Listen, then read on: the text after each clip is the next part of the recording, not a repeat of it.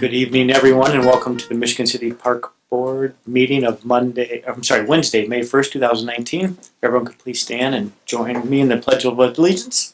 I pledge allegiance to the flag of the United States of America and to the republic for which it stands, one nation, under God, indivisible, with liberty and justice for all. Shannon, can you call the roll, please? Mr. Latchford? Here. Mr. Freeze? Here. Mr. Lang? Here. The minutes had previously been presented from our April 17th, 2019 meeting. They have a motion to approve. So moved. I'll second. All in favor say aye. Aye. Opposed? Motion carries. Moving on to old business. Jeremy, we have two items, the acknowledgement of receipt for qualifications for the Old Lighthouse Museum and then project updates. Yes, and regarding the receipt of the request for qualifications, we are so excited about this project, we put it on a meeting too soon. So we apologize for that. Those are actually due prior to your May 15th meeting. Very good. Thank you. And regarding the ESG project update, I just want to bring the board up to speed. The zoo, Memorial Hall, Pullman Park have all been completed with the work that they received. Our park maintenance department building, the air handling unit is in place, and Marquise Electric was to be on site today to begin wiring the unit. They're hoping to be done by the end of the week there. Patriot Park, they are still in the process of getting a quote put together or preparing a quote for us for potentially a potential change order to this project that would give us all new underground as well electric fees, as well as the poles, the light poles themselves, which is going to be pretty extensive. But again, we're shorting out, as I mentioned, I believe last meeting. We have some lights that are shorting out, and especially when it rains, we're running into issues. So, which obviously we've been seeing our fair share of rain this week. But we're looking and hoping to have that and then being able to present that to the City Council to hopefully wrap this into the project, obviously depending on the cost. They will be doing a walkthrough next Tuesday, May 7th at 9 a.m. Again, just checking the lights. When they did test the lights, they were a little brighter in certain areas than the manufacturer recommends. So by doing this, we're also we have a tournament scheduled this weekend. And we're also going to get some feedback from players and coaches when those lights are on to see if they're a little too bright, they can come out and adjust them, things of that nature. So it's kind of it's definitely a huge change, similar to the skate park. I don't know if you've been by there in the evening. Those lights, we have a lot less lights out there on the poles, but it is an amazingly amount more light that's being put out, which is fantastic. Senior Center, obviously, we're closed this week as previously reported. They're supposed to be testing Thursday, Friday. They might have to come and just put some finishing touches back on Monday, but it won't, need for us to be out of the facility. And weather is playing a little bit of a factor there regarding NIPSCO coming out to remove the pole lights, but they are still planning to be out there the rest of this week. We're hoping to start that. So could have some overlap into next week, but nothing that should interfere with park operations too bad. I'd be happy to answer any questions the board may have. Thank you, Jeremy. Any questions? All right, seeing none. Thanks for those updates. We'll move on to tabled business, the Millennium Plaza landscape project proposals. I'd like to move that we remove this from the table. All in favor say aye. Aye. Opposed? Motion carries. Thank you. Jeremy, I think at our last meeting, we had two proposals, and you were going to take them back and work to make sure that everything was in order, and then to make a recommendation as to which vendor we should sign a contract with. Yes, sir. And in doing so, it was mentioned that ServiceScape had provided additional language, and there are a narrative in there, and what that was, it ended up being an addendum that they offered that would have saved about $9,000 on the project. And in reviewing that, we've determined that it wouldn't be the best, method to move forward. Even though it would be savings, we would look at and potentially, costing ourselves more in the long run, based off of that research and in talking with some people. So and specifically our PR's lawn care, who is on site doing a lot of our maintenance. Talked with them and got their opinions on it as well as some internal staff opinions that have knowledge in this area. So we couldn't offer the same addendum to be bid on by PR's lawn care, even though it was already it was presented by Servicescape, because that wasn't part of our original scope of and specs that we bid out. Just to make that clear, we determined that wasn't something that we want to do, and nor could we accept that without rejecting both bids and rebidding it out as such. So I just want to make sure that was clear, because it was stated by Attorney Pichardo the last meeting that there was some additional names, so I want to make sure that was cleared up. With that, I will briefly run down again PR's lawn care. There's 4 different areas. The west slope, east slope, plaza beds, and tree planters were together, and then the fall planting. So there's 4 different quotes that we received in. PR's lawn care for the west slope was $23,977.59. East slope, $13,614.23. Plaza beds and tree planters, $12,497.41. And then the fall planting, $3,785.83. Understanding that we have, I should have prefaced, we have a budget of $35,000 for this project, and this was a part of 2019 capital from the mayor and the city council. And then Servicescape's bids were for the west slope, $18,300. East slope, $13,780. Plaza bed and tree planters, $13,000. And then the fall planting, $1,640. So understanding what our what we spec'd out to have bid out, and understanding our budget of $35,000, we would be able to do, based off of Servicescape's bid, the west slope, the east slope, and the fall planting, eliminating the plaza beds and tree planters for a total of $33,720, and getting that work done under the $35,000 budget. To do our main areas of west slope and east slope, we could do with PRs, but would come over that $35,000 budget by a total of $2,591.82.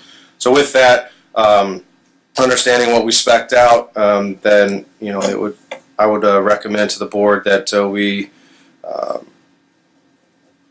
get a service contract at the next park board meeting with Servicescape for the west slope, east slope, and the fall plantings in the amount of $33,720.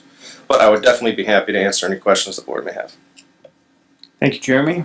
Any questions? 33 what, Jeremy? I'm sorry, 73. $33,720. Got it, okay.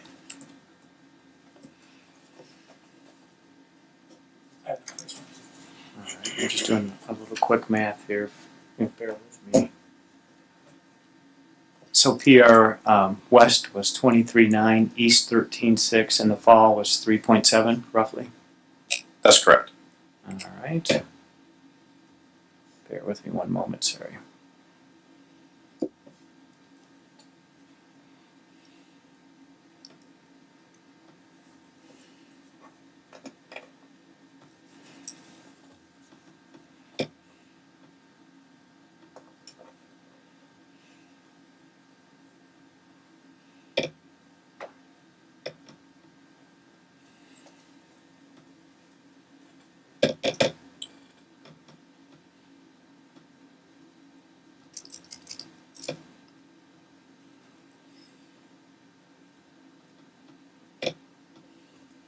So there was, just on those items, there's a 22% price variance.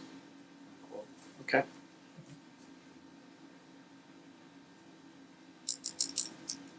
I don't have any questions, Phil. No. Mr. Lang doesn't have any, so we have a pleasure of the board. I would move then that we go with the superintendent's recommendation with Servicescape of the west slope at $18,300 and the east slope at $13,700, and the fall planning at $1,640 for a total of $33,720. I will second that motion. All in favor say aye. Aye. Opposed? The motion carries. All right, we'll move right on to new business. The restoration agreement at 814 Lakeshore Drive. Yes, and I met out on site with Dan's Landscaping. The homeowner was not present, but with him and one of his crew members for this project. And as the board, I believe I've stated in previous meetings that we are currently without a city forester, and they're looking to replace that position. But I did meet out on there, and Dan's Landscaping has done multiple of our restoration projects along the Esplanade for the homeowners. I'm very comfortable and confident in him. He understands the native invasive species list, and I shared that as well. What they're looking to do is the area, there is a diagram that shows the area behind their house, and they want to take it as far out as they can to the crest of the dune, which is fantastic. And they will be plans to remove all non-native plants, shrubs, and trees approved by the city, which they have tagged those so that at least they were identified. So we looked in those areas, a lot of dead branches and limbs, but they're not going to take down some of those trees. They're going to leave them, but they're just going to clean them up, because again, if they're a valuable tree, there's no reason of removing them, view shed or not. All brush will be moved out by hand.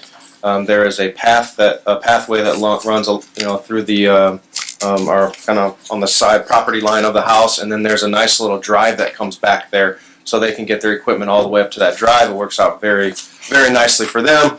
And they will leave tree limbs and main trunks for habitat, placing them in discrete areas as well, which again what we've done at Bismarck Hill, similar practice. And then they're going to replant any areas that are damaged, if there is any damage created by fallen trees. Of 3 new plugs of marron grasses per square foot, leaving it in better condition than they found it. So the homeowner is very excited to know about and talking with them about this project, and they are really anxious to get moving. Again, I will, as soon as a city forester gets on board, have them also review this, look at it as well, but I just don't know the timeline of that. So I just want to make sure that's clear. There's a lot with this restoration license agreement. It also is that the city forester reviews it and of that nature. So I am confident in this, though, in walking the property and in speaking with Dan's Landscaping, that we're on the same page. And like I said, everything has been tagged, and I'm of the understanding of what they plan to remove and what they plan to plant in place of it. So I would recommend approval of this evening, but would happy to answer any questions the board may have. Thank you, Jeremy. Questions? Jeremy, just on the drawing here, or the picture, I mean, it goes from their, looks like their backyard, out to the Esplanade, the sandy part, is that correct? What about, and I think it's great what they're doing, what about the trees that perhaps overlap on both the right and left of his property line? Are they, I know they know what they're doing, but they just Yeah, so if it's not in the confines of this diagram straight out from their property line, they just won't. they're not going to mess with it. If it doesn't originate from inside of those it has lines, to originate. and it's pretty clear, because they're are not on this diagram, but when you walk it, there's kind of a path and a path that head out. You can only see this kind of little path that Yes. jets out in the middle here of the, but there it's very defined. Really, when you see it out there, I was quite surprised. It was almost like they drew these lines in the sand. So it's very defined, but they're not going that far out. They're staying within, kind of within the middle of I was this. just wondering about perhaps encroaching on the other people's property. Correct. Yeah, there's no issue with that. Jeremy, thanks for the detailed explanation and going out there and seeing what's marked and not. If there's a delay in hiring a city forester from Michigan City, is there any opportunity to utilize a forester from a surrounding community to help to expedite the program for the homeowner? Potentially, definitely something that I can look into. I can talk with Bob Zahner from Central Services, who oversees the city forester, and see if that's something that we could look at doing collectively, or something that we could have at our disposal if needed. Okay, thanks. If there are no other questions by the board, any questions from the public? Seeing none, do we have a motion to approve the restoration license for 814 Lakeshore Drive? So moved. I'll second. All in favor, say aye. Aye. Opposed? Motion carries. The The next item is the LaPorte County Conventions and Visitors Bureau NSA EPA check presentation. Yes, and Mr. Rick Wright from the LaPorte County Convention and Visitors Bureau is here this evening. Welcome. Hi, I'm Rick Wright, the Convention Sports Events Manager at LaPorte County CVB. And a couple years ago, this is a good day, because a couple years ago, the three organizations, the CVB, Michigan City Parks, and NSA BPA came together with a concern of the ongoing issues at Patriot Park.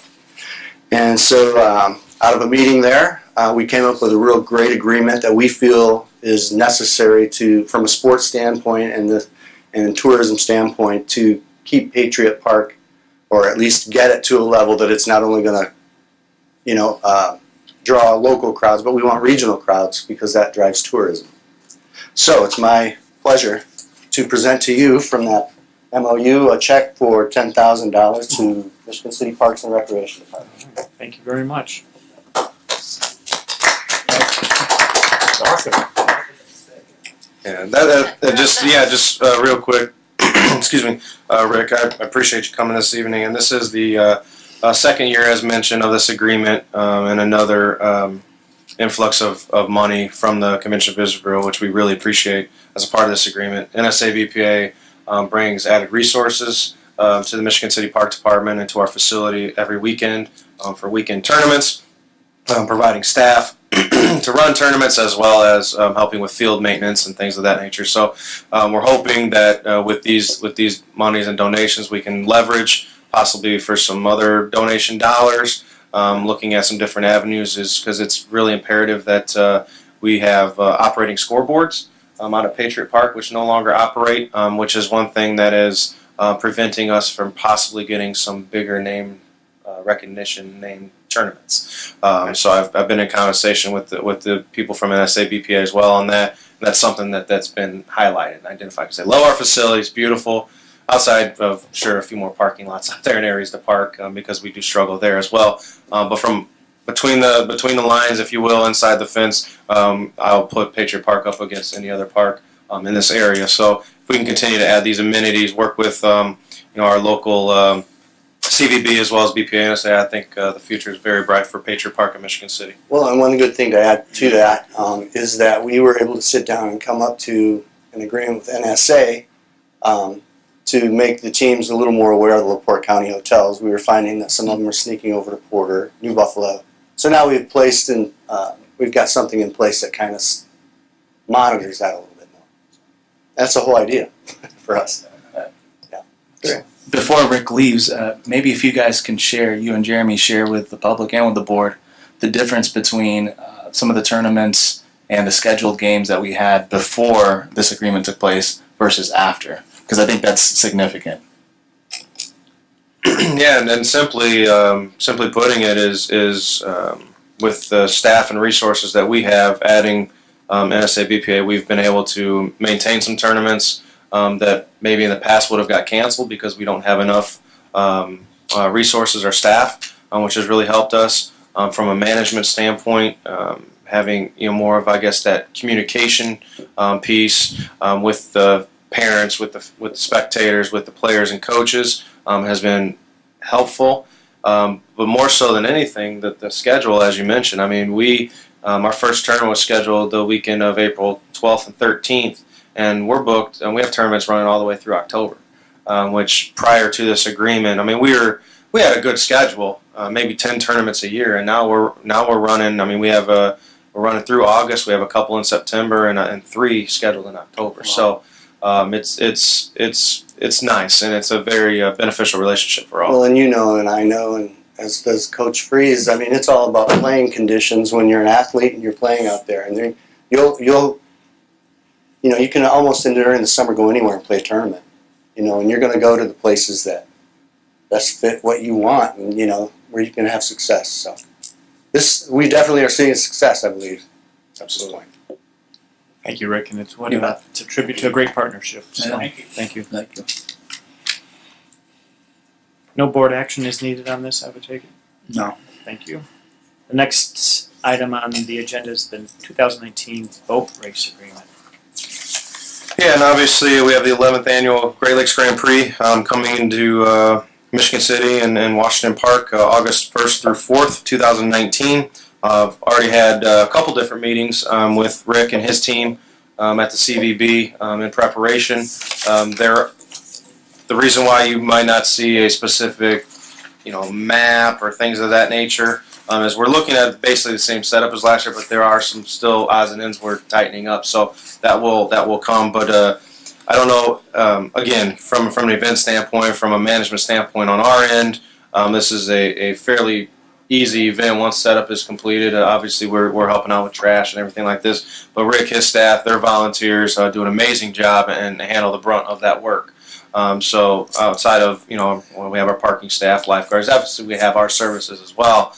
But this is one of our showcase weekends that we take great pride in Washington Park. But maybe Rick, if you wouldn't mind coming back up and giving the board and the public as well, maybe semi-preview. I don't know how much details you can actually go into yet, but we're expanding. It's a very exciting time. For the CVB, for the Great Lakes Grand Prix in Michigan City. Yeah, the last 10 years we've had Superboat International as our sanctioning body, and that was the granddaddy of the sport. Long story short, we have gone into an agreement with OPA/P1, Offshore Powerboat Association, and then P1, which is a stock boat out of the United Kingdom. So we're going to see all the same boats that we've seen in the past, except for you're going to see a lot more. We'll also be having jet skis. So the biggest change about this weekend is that we're not going to only have racing on Saturday or on Sunday. There will be 2 days of racing. There will be racing Saturday. These are full schedule of events. It's not just one race or two. They'll be starting at probably 10 a.m. and won't finish until 4, on both days because of the boat race or boat parade on Saturday night.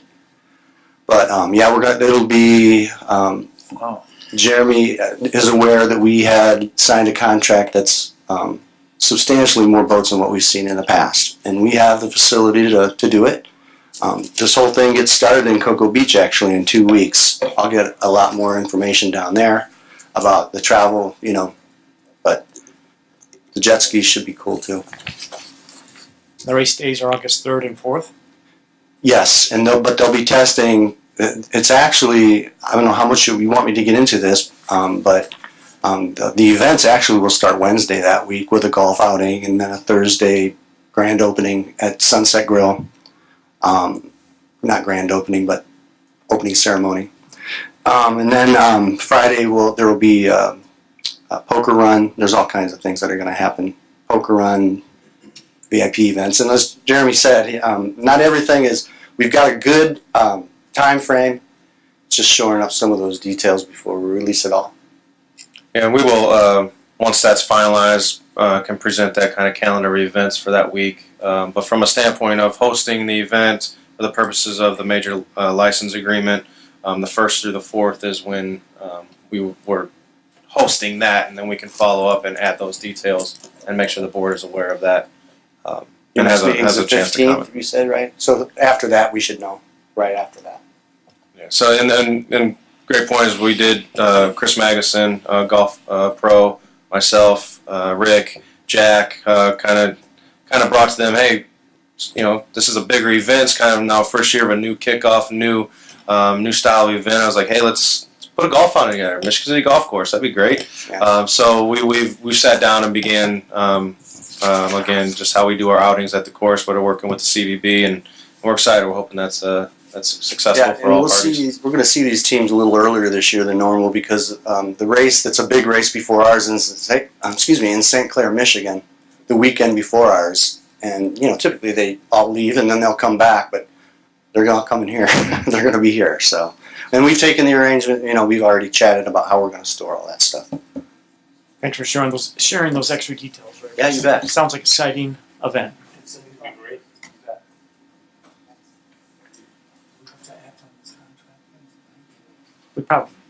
I think it's complete enough to where we connect, and it's essentially similar to prior year agreements. That's correct. Any questions? It would be everything except the permanent, or the calendar for that week.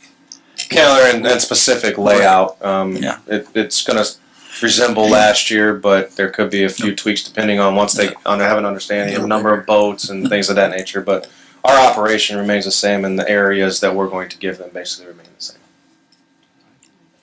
There are no other questions. What's the pleasure of the board? Go ahead, Phil. I would move then that we allow this Department of Park and Recreation 2019 Grand Prix Great Lakes Grand Prix license agreement. I would say we are in favor of voting for this. I'll second the motion. All in favor say aye. Aye. Opposed? The motion carries. Good luck. Yeah, sounds exciting. Next item is the Michigan City Area Schools Summer Feeding Program. Yes, and this is again in front of the park board. We've had this the last couple years, working in conjunction with Michigan City Area Schools. They have requested use of 3 parks, Joe Hawkins Park, Gardena Park, and Tall Timbers Park, as host sites for their summer feeding program. And it's been very successful, and this would be a free program from children under 18 years of age, Monday through Friday from June 10th through July 26th, excluding July 4th and 5th. But what they do is they would set up in our parks. They'll post a little banner on our fence that says "Summer Feeding Site" or something of that nature, and offer free lunches to kids who are in the park playing or who are in the neighborhood that want to come over and receive a free lunch. I think it's a great opportunity. This is grant funded through the Michigan City Area Schools, and I would highly recommend approval this evening by the park board. Thank you, Jeremy. Any questions? Well, yeah, I was wondering what the time frame was. So it'd be lunch 10:30 to 1 or what? Yeah, sorry. Yeah, usually they get out there about 10:30 and have everything set up, and then they start serving about 11. I think it runs till it's either 12:30 or 1. Do you have any numbers, approximately how many they feed? I haven't heard that or haven't received that, but I can definitely ask and share that with the board. Perhaps what is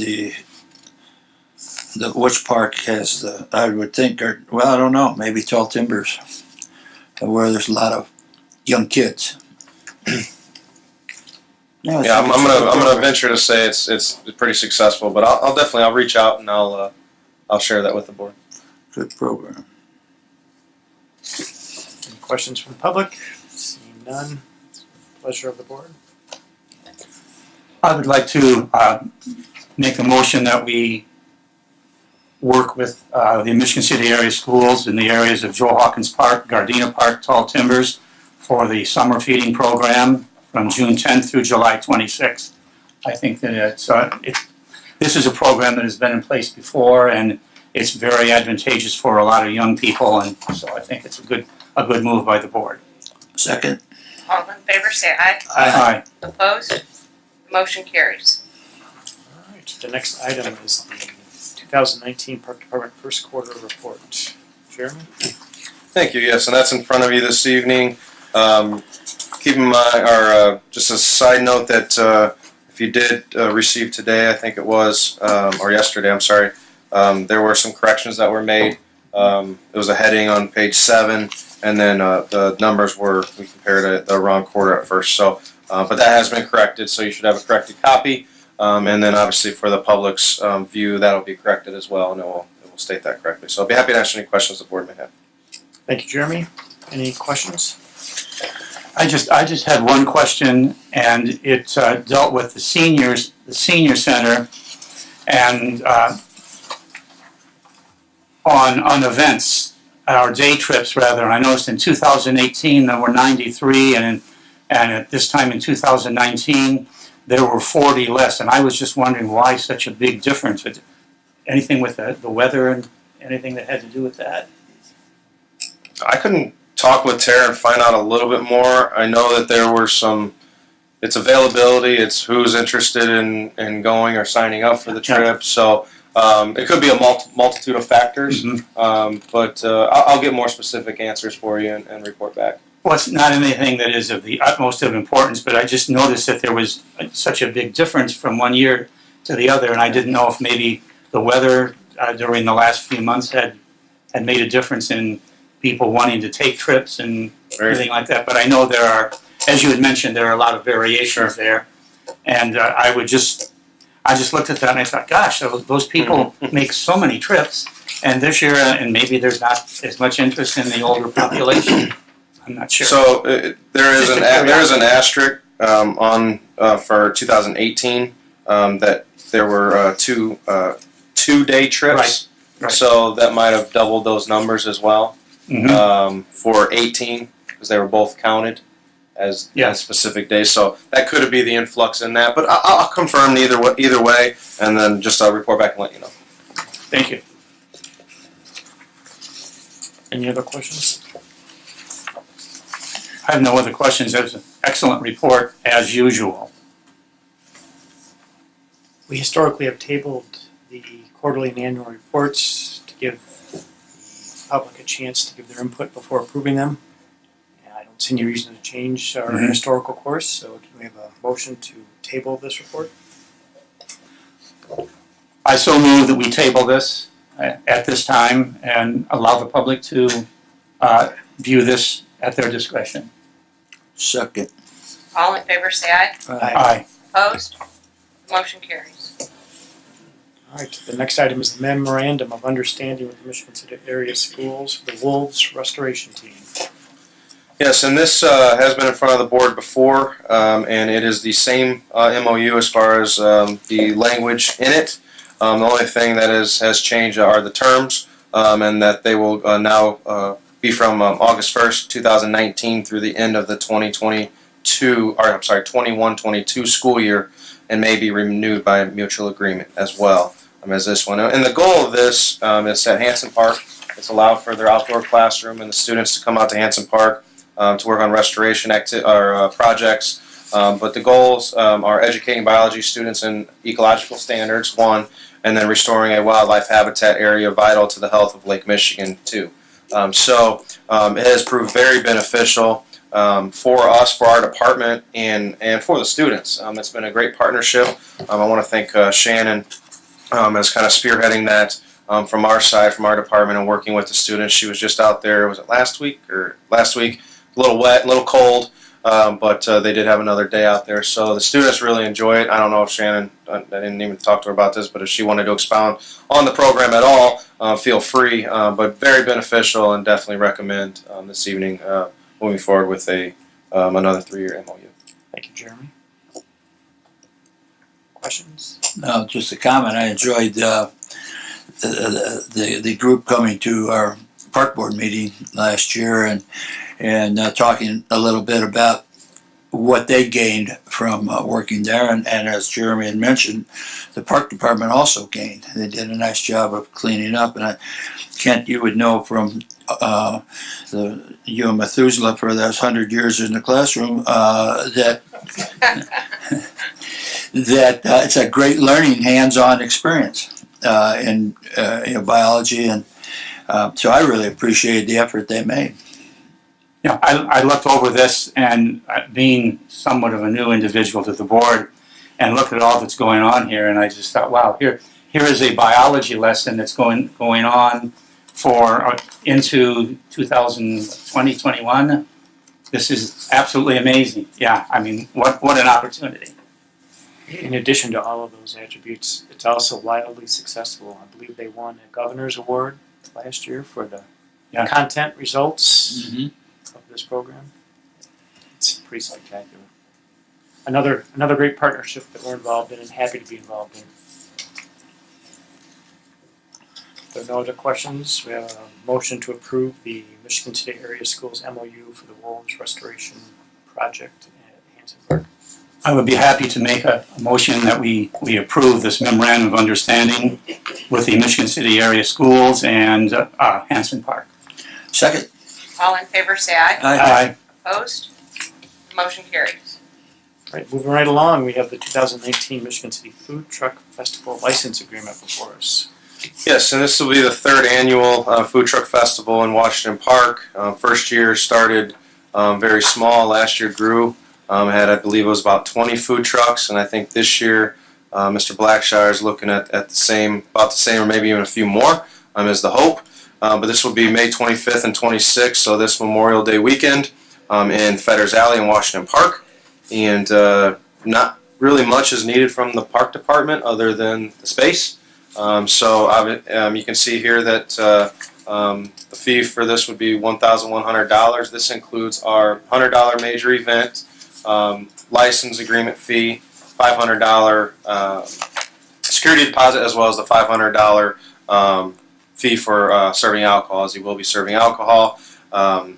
There were some, again, finalizing some of the setup. He wants the same basic setup and area, but again, why the diagram isn't attached, because he sent us a 3D rendition, which I didn't really understand how to get that onto this. So I do apologize, but it's the same setup as it was last year. I do want to apologize to the board that we had some issues with communications and lost emails from Alex that they never sent out. So that's why it's a little late getting to you on your agenda. So I do want to apologize for that. But we wanted to, still get it to you and get it moving and get it, hopefully have it approved, because this is a really cool event down in Washington Park for Memorial Day weekend that was very well attended last year. So happy to answer any questions the board may have. Thank you, Jeremy. Any questions? I just the Michigan City Police Department have the Terraform. Have they sent that in, or? Once and if approved, then Alex will be hiring, and then that's when the officer, whoever is hired, will come in, fill out their information. Obviously, the event can't happen without that, so we'll be in communication with MCPD as well as Alex Blackshire to make sure that we have that proper information. Are those dates the Saturday and Sunday Memorial Day weekend? That's correct. Thank you. Any other questions? If not, a motion to approve. I would move that this license agreement between the Parks Department and Alex Blackshire and his company be accepted. Looks like a really fun weekend, and I second the motion. All in favor, say aye. Aye. Opposed? Motion carries.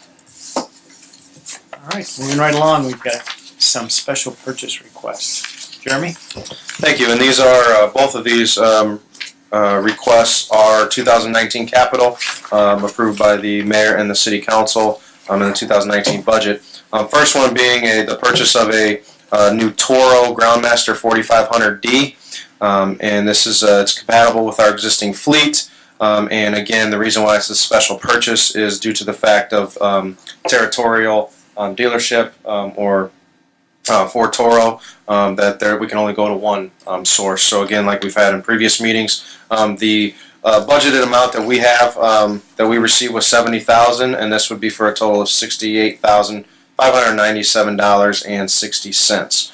And I would recommend moving forward with this purchase this evening. Thank you, Jeremy, and thank you for explaining the special purchase request versus the bidding operation. Jeremy, I see the destination charge is almost $2,000. Could we go down and pick it up ourselves and save $2,000? It's a good question. Not sure if we have trailers that are equipped, that are big enough to carry that or not. I can look into that and see.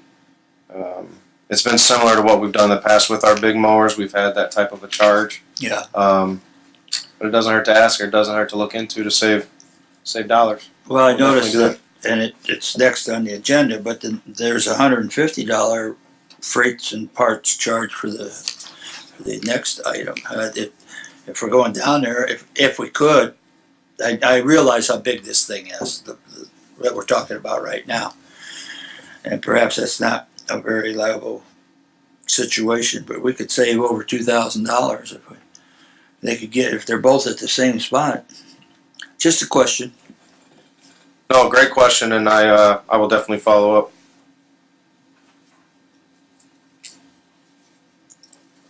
Can we move on that then with maybe with a motion that if we okay this, that Jeremy will look into maybe saving that $2,000, and if not, the motion to accept what we have here would be. Could we do that? Yes, you could give Jeremy the authority to look into that and then make the decision as to whether or not it's feasible for him or his staff to pick it up. A motion could be made with that, with being contingent on that. Thank you. Do we want to take the next item too, since we might be combining the delivery fee That's and what I was vote? gonna Sure, ask. sure, I can definitely do that. So the next item is our repair sprinkler heads and repair parts that are compatible with our existing irrigation system, and we have a $10,000 budget line item on this, and this invoice total or the quote comes in for what we need at $6,832.50. Again, keeping into consideration Mr. Freeze with the $150 freight parts charge as well that can be looked into. Any questions? Any questions from the public? All right, you want to craft a motion there, Mr. Freeze? I would move that we allow Jeremy under the 1C5-2210 to purchase the mower at the listed price, and also the parts for our sprinkling system, with the understanding that if it's possible for us to pick them up, then we would save that amount. If not, we go ahead and get it because it's under our budget for it. I will second that. All in favor, say aye. Aye. Opposed? Motion carries. Shannon, are there any other items that we need to address that are on the agenda? No, sir. All right, then we'll move right on to superintendent's report. Jeremy? Thank you. Just a recap or a review, if you will. The City Council, Councilwoman Sharon Carnes did present a non-smoking ordinance that would affect all city parks, including Washington Park as well, and playgrounds, I think was the other terminology that was used in the title of that ordinance. The City Council Park Board, Chief Swistek was there, as well as members of the public were present when we had our workshop. I thought it was very good dialogue and a good conversation back and forth from all parties, the pros and the cons, if you will. A lot of things laid out. And let's see, would be, do we have confirmation? Is the City Council meeting moved? Do you know if it's moved to May 8th due to the election next week? I think it's Wednesday. Wednesday, May 8th. Okay. So Wednesday, May 8th will be the second reading on that ordinance, which is a public hearing. So if anyone's interested in doing that, obviously you can attend that meeting to hear what people have to say, or council has to say, and or make a comment yourself. But at this point in time, we'll wait to see where the City Council takes it and what that vote becomes, and then as a park department, we will proceed accordingly once that after third reading. Speaking of workshops, I had mentioned previously we held a workshop with Save the Dunes in the city of Gary on Tuesday, April 16th, and then that was sharing a lot of our practices with the city of Gary along the Esplanade and kind of our maintenance, if you will. For that, restoration activities, we share with them our restoration license agreement, one that got approved tonight, things of that nature, as they're seeing some of the same type of issues over in their community as we are. But what's going to come from that as a part of a Save the Dunes grant and our continued relationship with Save the Dunes is we're looking to host a workshop here in Michigan City. It has been scheduled for Thursday, May 23rd at 5 p.m. down here in the EOC room. And this will be to bring community members together, park board, as well as city council, hopefully Mayor Meir to be there. And we're talking with the homeowners and talking with realtors and landscape companies and things of that nature to kind of put out the do's and the don'ts and looking for the future and the health and well-being of our most precious asset, which is our beach and our esplanade. So I will be getting some type of a memo out to the park board, as well as some of those community members and homeowners that we would like to invite to this workshop. So please look forward to seeing that in the next week or so. We do have quite a few leaks that we've been dealing with getting all of our water turned on as everyone knows, we had a very harsh winter, but we had leaks at water line leaks at the amphitheater, Fetters Alley restroom, Lot 2 restroom, and North Point Pavilion. We just turned Gardena on the water department side, but it's not been turned on our side, so we're hoping when we open those restrooms we do not have an issue. But we're kind of chasing our tails a little bit with and it's putting us behind on some of our other maintenance items and spring cleanup because we're having to put a lot of attention to that. And in North Point, we had to basically knock out a wall to get to it because of where it was. So now we're patching that back up. So it's taken us a little longer than what we would like. So, but it shouldn't. We have it fixed. It's not going to interrupt Sunset Grill opening this year. So we're fine and all that. We're still on time. I don't want to send out a panic alarm. We're on time of when we usually open up our public restrooms annually. So it's not like we're behind, but it has thrown a little monkey wrench into things. But has been some added expense that we weren't anticipating this year in our budget. So hopefully we see that play out and we're okay. But there could be a possibility we have a conversation later in the year of looking for additional funding to get us through, depending on how the rest of the season goes. But we will be very diligent in our expense, and hopefully that does not happen. Regarding Sunset Grill, I previously reported May 20th they plan to open. They are planning to open May 22nd now, Wednesday, May 22nd, just for the simple fact of some of their deliveries and how they have things scheduled. It was something that they've decided to do, not because of not having a facility ready for them. We are still seeking employments for seasonal summer positions, and we're looking still for park maintenance, custodial, City Kids Day Camp, and lifeguards. Those four in particular. Most other positions have already been filled. Wanted to follow up with the board as well on our electronic signage. The other 5 signs have been ordered by Chief Novak from the fire department, and they are now in the process of getting ready to put the fiber and the electric running to the lifeguard tower. So we're hoping to run the fiber this week, and we're obviously running into some weather difficulties there. But hopefully by the end of either this week or next week, we'll have the fiber and the electric pulled out to the tower. We're looking to hopefully, and then the signs, as soon as they arrive, will be able to be installed, and we're hoping that happens. All goes well, it should be before we open on Memorial Day weekend, officially open with lifeguards. Again, reminder, our parking operation begins Saturday and Sunday, May 11th and 12th, and May 18th and 19th, weather pending, and then daily beginning Saturday, Memorial Day weekend. So come on down to Washington Park. We look forward to hosting you. Bit of good news. We had our USDA inspection at the Washington Park Zoo, and 0 non-compliant issues reported.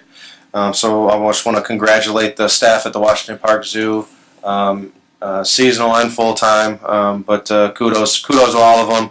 Especially Zoo Director Jamie Huss, who has the opportunity, the pleasure of walking around with the USDA, explaining things to them, showing them everything we're doing at the Washington Park Zoo. But we passed with flying colors, and again, just couldn't be more proud of the staff and the operation at the Washington Park Zoo.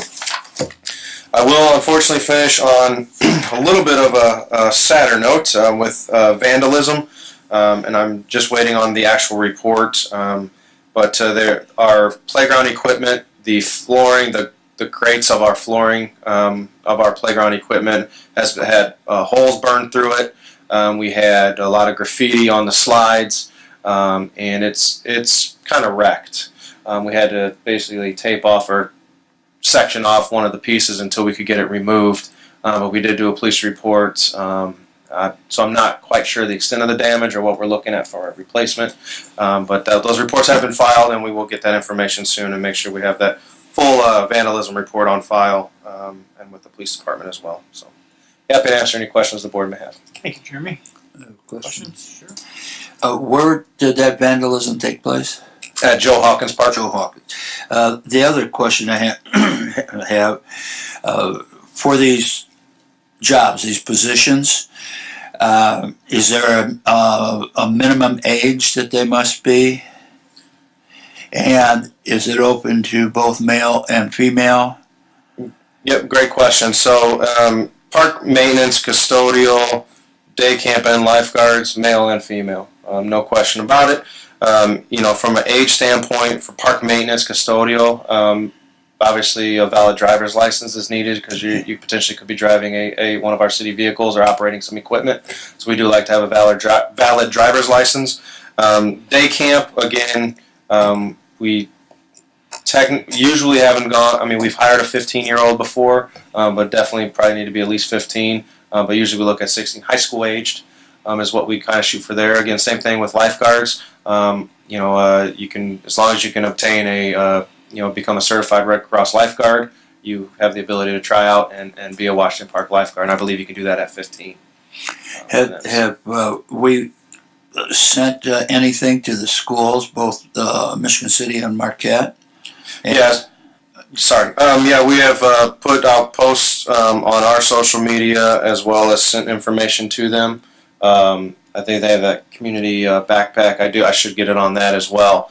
But I've also had staff members, some supervisors that are posting out on outlets they have. They've at their different colleges that they're at as well have posted information.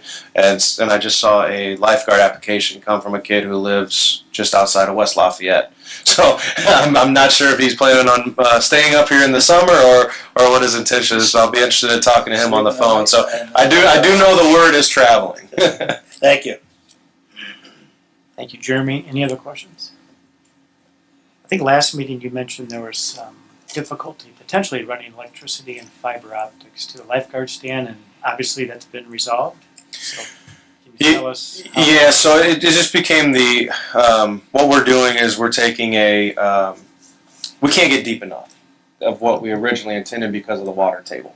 Is basically what it comes down to. So what we're anticipating doing and what the plan is to take a backhoe, get down as far as we can, and then layer with some concrete on top so it doesn't rise, so it stays down. And we're all fairly confident that that'll be a fix. If we ever run into a situation where the beach becomes low again as far from a sand standpoint, we could see that concrete surface, but it is so high right now, it's going to be a long time, hopefully, before that happens, but you never know. So it's something we'll have to keep an eye on. We'll have it marked out as far as from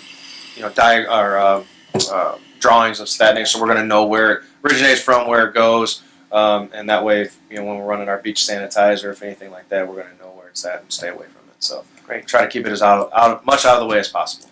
Thank you, Jeremy. If there are no other questions, we'll move on to the liaison reports. And there was a planning commission meeting, but there was nothing pertaining to the park department.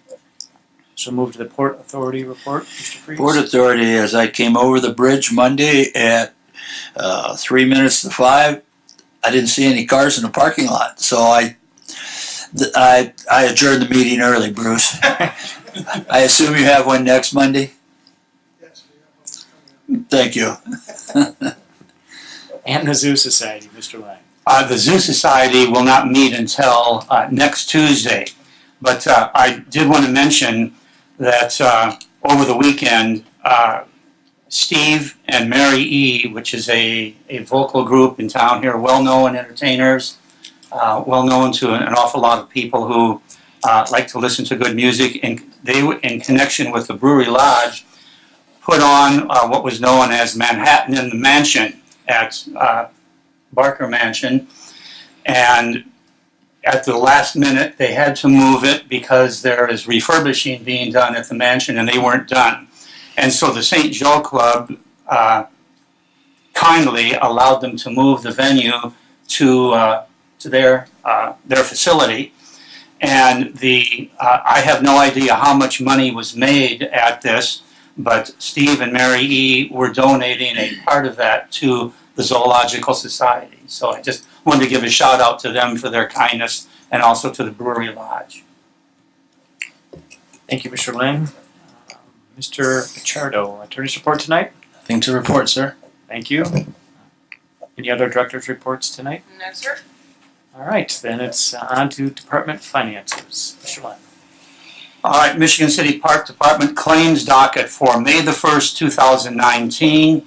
Total claims come to $49,391.09, and I move that we pay this claim. Second. All in favor say aye. Aye. Opposed? The motion carries. Shannon, is there a payroll number 8 that's listed on the agenda here? And I don't have that. Just do 9. I have 9, yes. Would. Payroll 9, this is the dates of April the 7th, 2019 to April the 20th of 2019 with a pay date of April the 26th of 2019. Total payroll amounting to $53,865.65. And I move that we approve this payroll. Second. All in favor say aye. Aye. Opposed? The motion carries. Under reports of gifts and donations, Garriott Construction, a memorial plaque, $2,000. Premier Animal Logistics, sale of the zebra, $3,750. More investments, miscellaneous zoo donation of $100. And I move that we accept these gifts. Second. All in favor say aye. Aye. Opposed? Motion carries. Under minor transfers, there are none. Under zoo endowment, invoices totaling $339.91 paid to Lowe's, and I move that we pay this invoice. Second. All in favor say aye. Aye. Opposed? Motion carries. Under Board of Works, there is none. Under credit card charges, there are none. And the payroll number 8 from March the 24th, 2019 through April the 6th of 2019 with a pay date of April the 12th, 2019, a total payroll of $51,379.65, and I move that we approve this payroll. Second. All in favor say aye. Aye. Opposed? Motion carries. Very good. We'll move right on to comments from the board. Anyone have anything to say tonight? Jeremy, you're right. I go by Pullman Field a lot because I come in the back way. I just cannot believe how bright that is at the skate park. Those of you who haven't seen it, it'd be worth a trip out there. It's really, really nice at Pullman Park. Again, congratulations to the zoo. I know the staff is that's their heart and soul, and Jamie has really done a great job. I've been out to Patriot Park, and there were a lot of nice comments on the field, and I was asked, how come the scoreboards don't work? And so I tried to solicit a few $1,000s to get them fixed, but nobody was willing to chip in, so we'll have to go to Plan B. Thank you, Phil. There are no other comments. Our next regularly scheduled meeting is for Wednesday, May 15th, right here at 5 p.m. And so we have a motion to adjourn. So move. Second.